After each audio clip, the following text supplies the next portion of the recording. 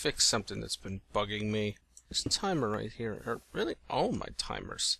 I did something nice on my multiplayer server that I want to repeat here. No half-second timer for me. Say 5-second timer. Come to think of it, let's put down some of this stuff. This insulated wire. I heard that actually insulated wiring, if you're just running wiring, that it's actually a lot less laggy because that insulated wiring doesn't actually try and interact with anything other than red power machines. Or at least, it doesn't send its redstone signal through blocks. For the bulk of this, I can just use this stuff. And then right there is a piece of red alloy wiring. So this will carry the signal. Something I wanted to do is actually use a wireless transmitter here. Okay, frequency 7 is the first one I have open. I'm going to call this my 5-second timer. And then I can just use the wireless frequency other places. So, for example, down here, I have my CobbleGen receiver. This timer right here, which is on 3 seconds. What kind of gate is this? That was a NOT gate. I need an AND gate. So for the AND gate, I need the anodes, I need the wire, the wafer, and 4 cathodes to make the AND gate. You, my friend, can now make me AND gates. And ask for an AND gate. Achoo! I can't believe I hadn't taught it AND gates yet. Okay, so AND gate right there, screwdriver, and shift, right click it, to change which ones of these need to be activated for the signal to go. So right now, this side and this side need to be both redstone signaled. For this side, I have one. But what I want is the top and the back, so that whenever this timer goes off and that CobbleGen is also on, it will tick this. So let's see, top, and there you go. Top and back. See, if you just regular right-click with this, it'll actually rotate it, which is why you need to shift right-click it. Wireless signal here, CobbleGen back on, there we go. See, the CobbleGen is on now, so now this will tick when the receiver goes off, so that's great. I should get some more bundled cable here. Just check it out. I could run this through here. Oh no, it doesn't even touch that one, that's nice. But it should produce less lag this way. Although they are constantly on, I don't know how much lag it is making. But hey, I have the wool, so I think this is what I'll spend my wool on. So I'll make a bunch of this bundled cable. And I'm gonna go through all my red power systems. So I'm gonna go replace these cables and these timers in a like fashion, and I am going to just make it nice and streamlined. Streamlined. Now you may be saying, hey, Blue Dart, you're taking your timers and making them all slower. Well, isn't that going to screw up your sorting system? I mean, it's not going to be able to pull out the stuff from the induction furnace quickly enough. You are quite correct, but I have thought of a solution to that problem. If I just come over here, bust through this thing, just bust through, and fall into the basement. I forgot that was here. You let me out! My old nemesis. Gravity. Alright, come on, go. No. There. Okay. Alright, let's just not fall there. Anyway, if I come over here and put a filter on this side as well, of course it needs to be facing this way to extract, I will be able to extract 2 stacks of items at a time, meaning this induction furnace will not be able to fill up or heat up because I broke its redstone signal somehow. What? Oh, it must have been on one of these blocks. Yeah, it must have. That's so not cool. I'll get a redstone signal back on him in a minute. The general idea is you can pull out 2 things at once. First, we need to get this thing's signal. Now, every 5 seconds, it'll pull out both stacks in this product slot so that it will not fill up. No jamming, but still pretty efficient. So I'm obviously going to need to connect these tubes here. And put a hollow cover there. Now, I've equipped a CF backpack because this thing needs a redstone signal, and there's only really one place I can put it. Charles Forbley, get your blocks out of here. Throw a nice little redstone torch under there. And boom, we've got our redstone signal back. So that's great. No more 0.5-second timer. I don't even need it.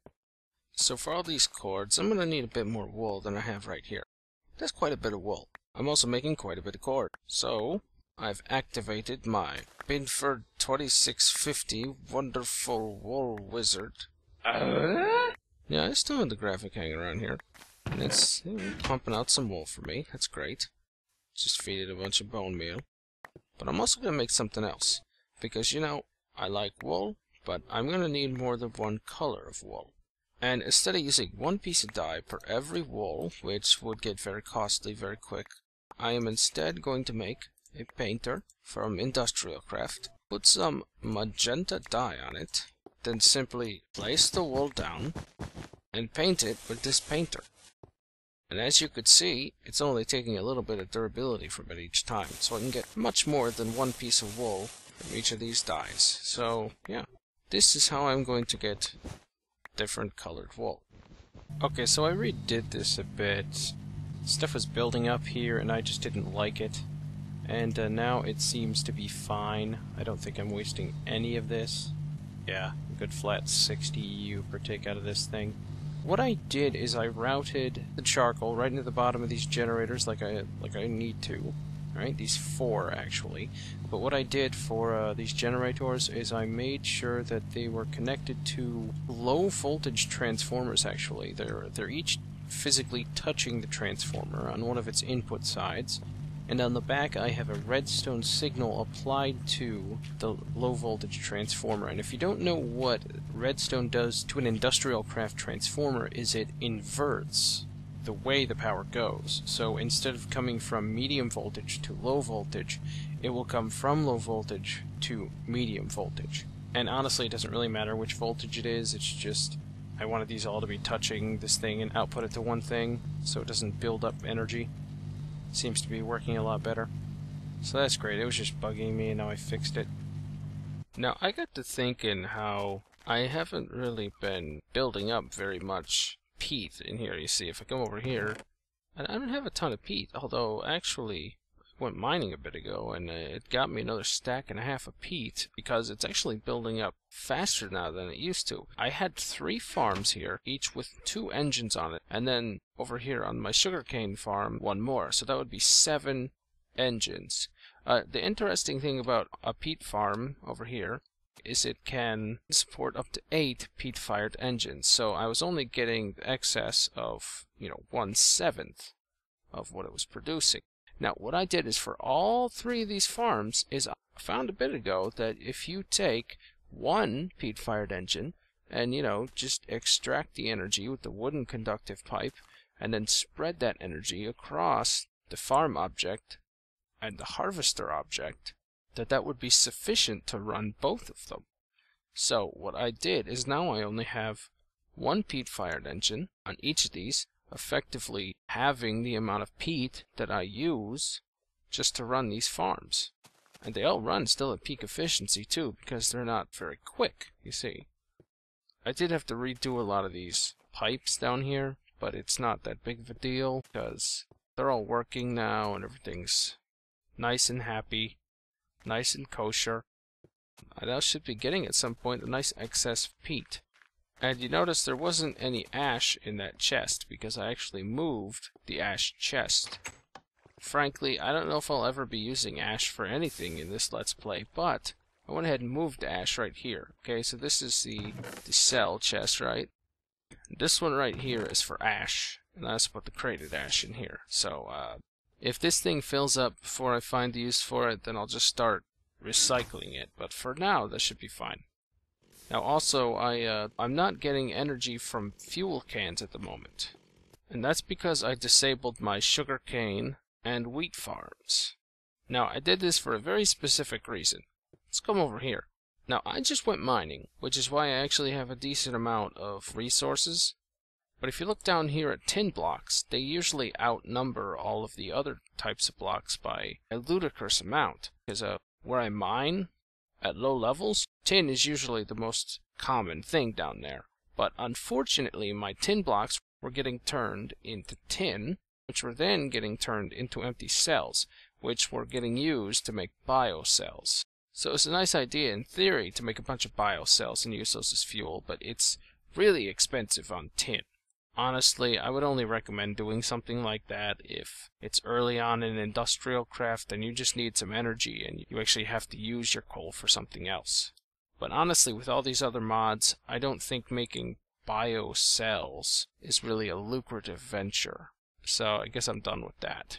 Since I couldn't think of any other things to use my sugarcane and wheat for yet, I've just turned them off. I do have an idea down the line, but I don't know when I want to do that. Now in this room here, which I want to get to building sometime soon, I put a chest, and I moved the cinnabar ore, the crystals, and zombie brains in here. I've got a logistics chassis on here with provider and polymorphic, as well as the thom chest frequency, which I moved to here. So any crystals that come into my system will come here, which is great because when this becomes my Thomcraft room, I'll want those, quick at hand. And over here, this old one still has books, bookshelves, and I left artifacts in here in my Quaesitum. This is now Q1, and Q2 at the moment is just vacant because I took that one off of this. Since this is no longer receiving anything, it wasn't necessary to keep it, the frequency there.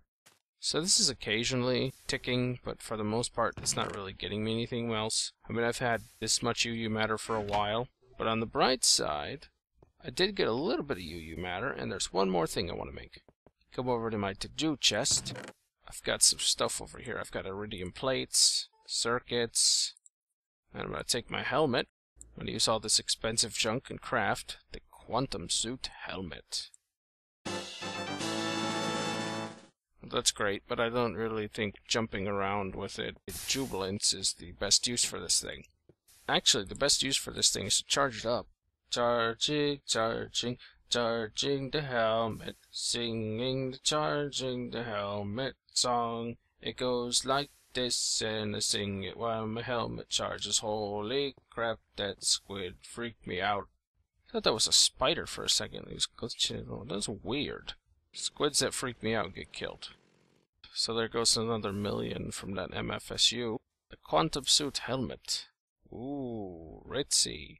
Now this thing's pretty sweet. Actually, I don't have to eat anymore now, so these cans, they don't need them anymore. I'm going to keep them around though, because actually the quantum suit helmet will actually leave up to one hunger bar, missing, so that you can always just snack on one of these cans if you want to at some point.